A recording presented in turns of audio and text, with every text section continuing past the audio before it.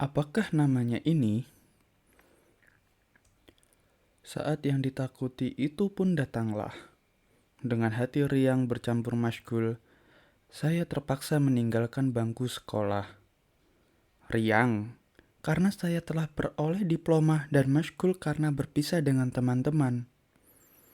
Artinya masa gembira, masa menghadapi zaman yang akan datang dengan penuh kepercayaan telah habis. Setelah guru membagikan diploma, kami masing-masing dengan bersorak kami meninggalkan pekarangan sekolah. Kami bersalam-salaman satu dengan yang lain, dan guru memberi kami peringatan supaya sekolah kami diteruskan bagi siapa yang sanggup. Anak-anak Belanda dan beberapa anak saudagar-saudagar yang mampu dengan bangga menyatakan di hadapan teman-temannya bahwa sekolah itu akan diteruskannya setelah habis vakansi pelajarannya. Saya sendiri tidaklah saya beritahu bahwa saya akan menambah pelajaran agama karena selama ini teman-teman mengecekkan saya, mengatakan gila agama. Yang berasa sedih amat adalah anak-anak perempuan yang akan masuk pingitan. Tamat sekolah bagi mereka artinya suatu sangkar yang telah tersedia buat seekor burung yang bebas terbang. Zainab sendiri sejak tamat sekolah telah tetap dalam rumah, didatangkannya bagi guru dari luar yang akan mengajarkan berbagai kepandaian yang perlu bagi anak-anak perempuan, seperti menyuci, merenda, memasak, dan lain-lain.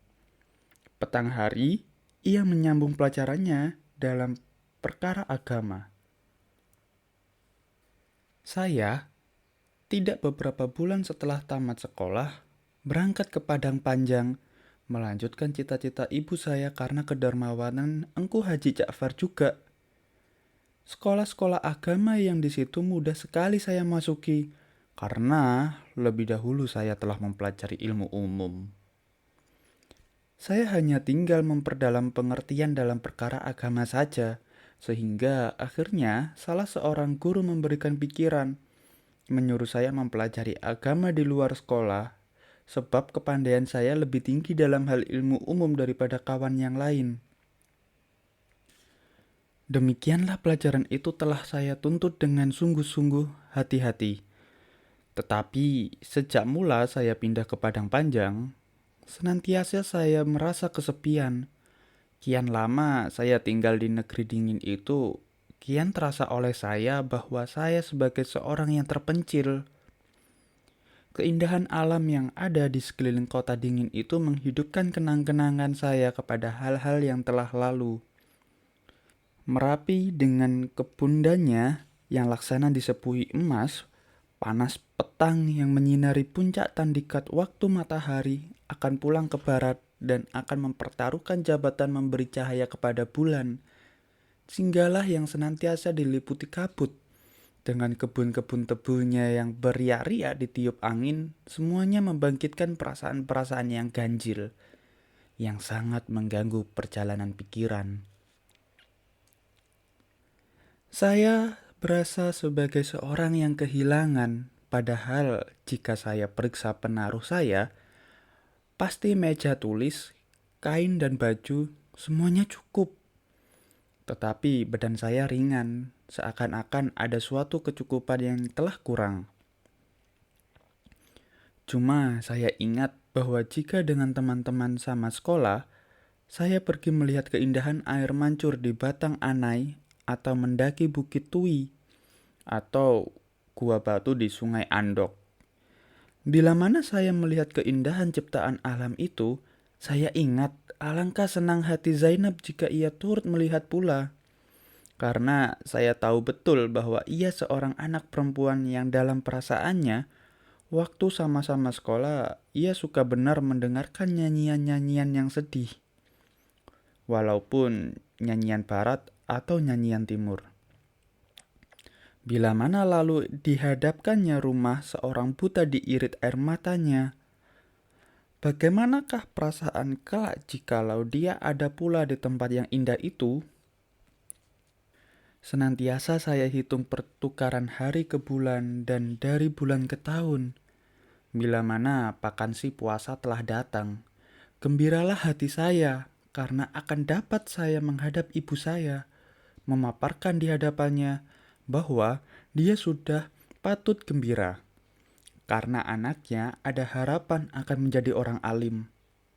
Dapat pula bersimpuh di hadapan Engku Haji Ja'far yang dermawan bahwa pertolongannya ada harapan akan berhasil. Bersimpuh pula di hadapan Mak Asiyah karena dengan pertolongannya juga saya telah menjadi orang baik. Kemudian dari itu akan dapat pula bertemu dengan Zainab.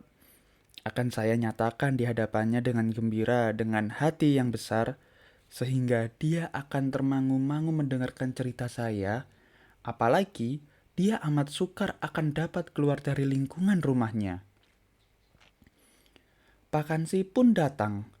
Segala cita-cita yang telah saya reka selama belajar dan saya telah susun di jalan antara padang panjang dengan padang, semuanya dapat saya jalankan. Ibu saya titik air matanya karena kegirangan. Engku Haji Ja'far tersenyum mendengarkan saya mengucapkan terima kasih. Mak Asiyah memuji saya sebagai anak yang berbudi. Cuma ketika berhadapan dengan Zainab dalam rumahnya, mulut saya tertutup. Saya menjadi seorang bodoh dan pengecut. "Kapan abang pulang?" katanya.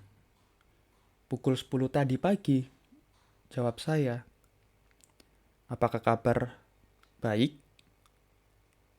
"Alhamdulillah." Setelah itu saya menjadi bingung. Tidak tentu lagi apa yang akan saya terangkan kepadanya. Segala rancangan saya terhadap dirinya yang saya reka-rekakan tadi semuanya hilang. Ia melihat tenang-tenang kepada saya seakan-akan ada pembicaraan saya yang ditunggunya. Tetapi kian lama kian gugup, sehingga sudah lalu hampir 15 menit. Tidak ada antara kami yang bercakap.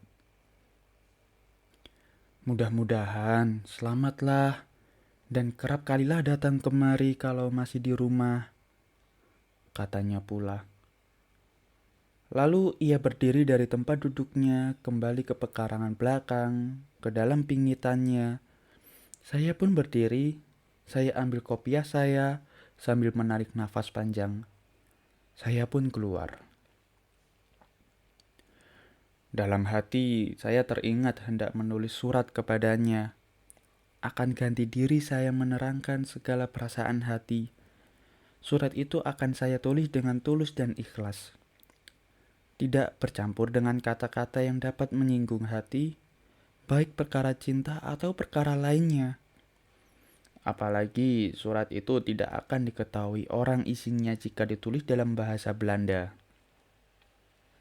Tetapi, saya tak sampai hati, sebab perbuatan itu adalah suatu kelakuan sia-sia belaka. Jika perbuatan itu hanya sehingga daerah persaudaraan di antara adik dan kakak, tidaklah mengapa. Tetapi adalah saya ini seorang yang lemah. Otak saya tak dapat mempengaruhi dan mengendalikan hati saya. Sepandai-pandai saya mengatur dan menyusun kata-kata, akhirnya tentu salah satu perkataan dalam surat itu terpaksa juga membawa arti lain. Padahal dalam perkara yang halus, anak perempuan amat dalam pemeriksaannya. Cinta itu adalah jiwa, antara cinta yang sejati dengan jiwa tak dapat dipisahkan. Cinta pun merdeka sebagaimana jiwa. Ia tidak memperbedakan di antara derajat dan bangsa, di antara kaya dan miskin, mulia dan papa. Demikianlah jiwa saya di luar dari kekangan kerendahan saya dan kemuliaannya. Saya merasai bahwa Zainab adalah diri saya. Saya merasa ingat kepadanya adalah kemestian hidup saya. Rindu kepadanya membukakan pintu angan-angan saya menghadapi zaman yang akan datang. Dahulu, saya tidak pedulikan hal itu. Tetapi setelah saya besar dan terpisah darinya, barulah saya insaf bahwa kalau bukan di dekatnya, saya berasa kehilangan. Mustahil dia akan menerima cinta saya, karena dia langit dan saya ini bumi. Bangsanya tinggi, dan saya hidup darinya tempat buat lekat hati Zainab. Jika kelak datang waktunya, orang tuanya bermantu, mustahil pula saya akan termaksud dalam golongan orang yang terpilih untuk menjadi menantu Engku Haji Ja'far. Karena tidak ada yang akan dapat diharapkannya dari saya. Tetapi Tuan, kemustahilan itulah yang kerap kali memupuk cinta. Setelah puasa habis, saya kembali ke Padang Panjang. Sebelum berangkat, saya datang ke rumahnya untuk menemui ayahnya dan ibunya. Dari ayahnya saya dapat nasihat. Belajarlah sungguh-sungguh, Hamid. Mudah-mudahan engkau lekas pintar dalam perkara agama dan dapat hendaknya saya menolong engkau sampai tamat pelajaranmu. Insya Allah, engku, jawab saya. Setelah itu saya berangkat. Seketika saya melengong yang masa penghabisan ke belakang. Nyata, kelihatan oleh saya, Zainab berdiri di pintu tengah, melihat kepada saya. Di situ timbul pula kembali sifat saya yang pengecut. Saya menghadap ke muka dan saya pun pergi.